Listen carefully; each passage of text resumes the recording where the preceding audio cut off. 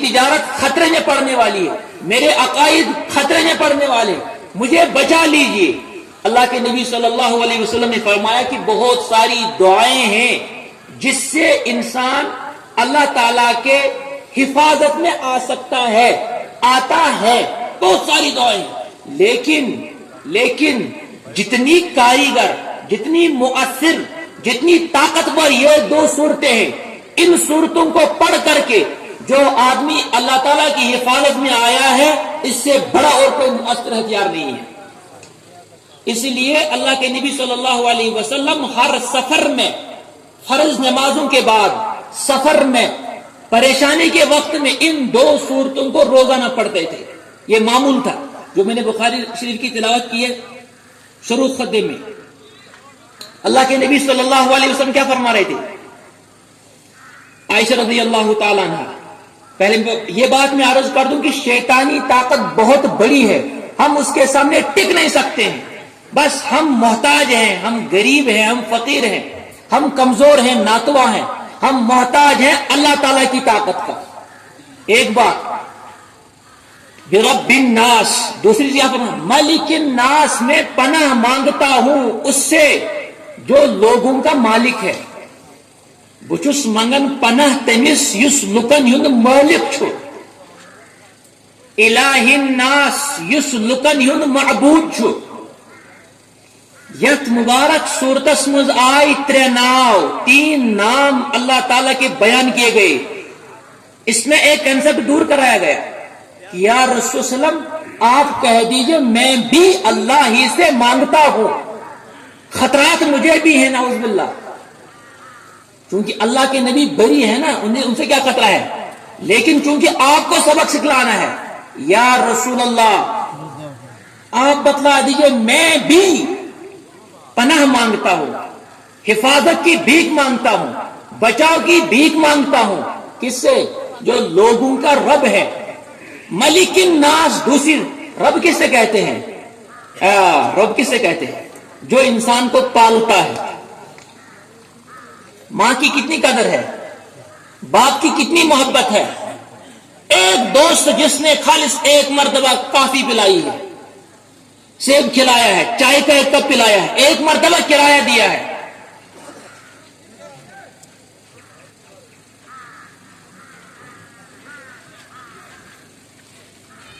ایک مرتبہ احسان کیا ہے، زندگی بھر انسان کی گردن ایسی رہتی ہے، وہ یہاں چھ پھلنی تو میں اس ایک ساتھ بڑھ بار مصیبت یا میں تم ساتھ پیے۔ ایک مرتبہ باپ بھی کھلاتا ہے، اللہ کا کھلاتا ہے، ماں بھی تب میرا اکرام کرتی ہے، مجھے کھلاتی ہے پلاتی ہے جب اس کے دل میں اللہ نے وہ محبت ڈال دی۔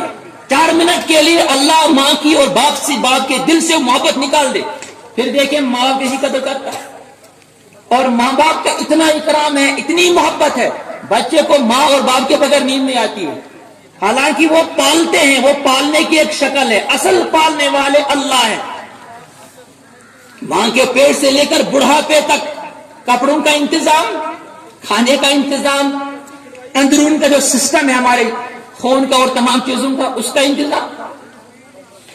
رب الناس، اس سے لوگوں کو محبت آئے گی، وہ مجھے پناہ مانگیں گے۔ مالک الناس، جو لوگوں کا مالک ہے، آپ اپنے امتیوں میں اعلان کر دیجئے میں پناہ کی درخواست کرتا ہوں، حفاظت کی درخواست کرتا ہوں، بچاؤ کا طلبگار ہوں۔ مالک الناس کس سے؟ جو لوگوں کا مالک ہے۔ جو مالک ہوتا ہے نا، وہ اپنی مملوک چیز کی حفاظت کرتا ہے۔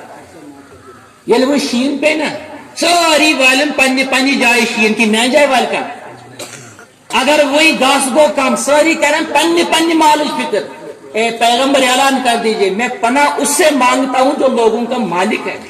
الہ الناس، جو لوگوں کا معبود ہے۔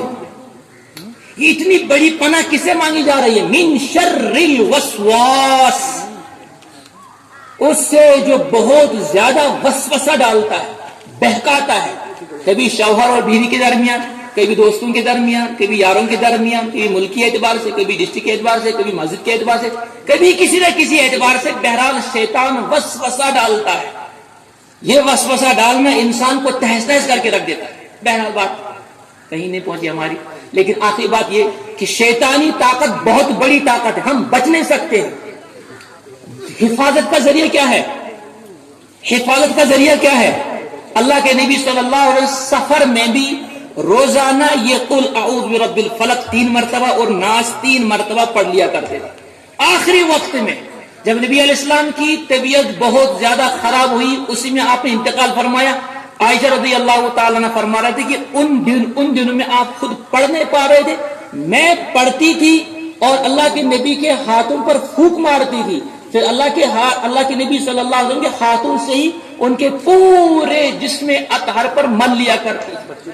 بیماریوں کے بیماری میں بھی، حادثات کے وقت بھی، ہر وقت ان 2 صورتوں کا ورد کرتے تھے، اور انشاءاللہ الرحمن جو ان 3 صورتوں کی وہ ورد رکھے گا، روزانہ پڑھے گا، شام کو سوتے وقت، صبح دن میں، ہر وقت انشاءاللہ تعالی وہ شیطانی طاقت سے اور وسواس سے، وسوسہ اتنا ہی کہ ایک دوست مجھے کہہ رہا تھا مجھے وسوسے بہت آتے ہیں، بہت وسوسے آتے ہیں۔ میں نے سوچا وہی جو کتاب میں لکھا ہوا ہے، نماز پڑھی، شاید 1 رکعت بھول گئی، وضو کیا، شاید وضو ٹوٹ گیا، کہا نہیں یہ تو چھوٹے وسوسے۔ اب مجھے وسوسے آتے ہیں کہ خدا نہیں ہے، کیسے ہو سکتا ہے؟ ہمارے پیغمبر خوبصورت نہیں، کیسے ان کی تعلیمات کچھ عجیب سی لگ رہی۔ کہا میں تو روتا ہوں۔ کہا دل مجھے ایک طرح سے کہتا نہ یہاں جو سلیم غلط، لیکن دوسری طرف سے چونکہ حدیث میں دل میں 2 دروازے ہیں، ایک میں شیطان کا القاء کرتا ہے، دوسرے میں فرشتہ جاتا ہے، وہاں القاء کرتا ہے۔ تو پھر میں رات کو تہجد پڑھا، خدا میں کیا گوئی، آج مجھے 1 سال ہوا ہے، مجھے مسلسل اب خطرناک وسوسے آتے ہیں۔ تو بچنے کی ایک ہی صورت ہے، ان صورتوں کا ہمیشہ ورد رکھے۔ اور دوسری آخری بات فرما اللہ کے نبی صلی اللہ علیہ وسلم، جب انسان ذکر سے غافل ہو جاتا ہے تو شیطان اٹیک کرتا ہے، دل پر قبضہ کرتا ہے۔ مستدی ابو یعلا الموصلی یہ کتاب ہے جس کی، اس میں لکھا ہے کہ جو آدمی ذکر سے غافل ہو جاتا ہے اس کے دل پر شیطان قبضہ کر لیتا ہے۔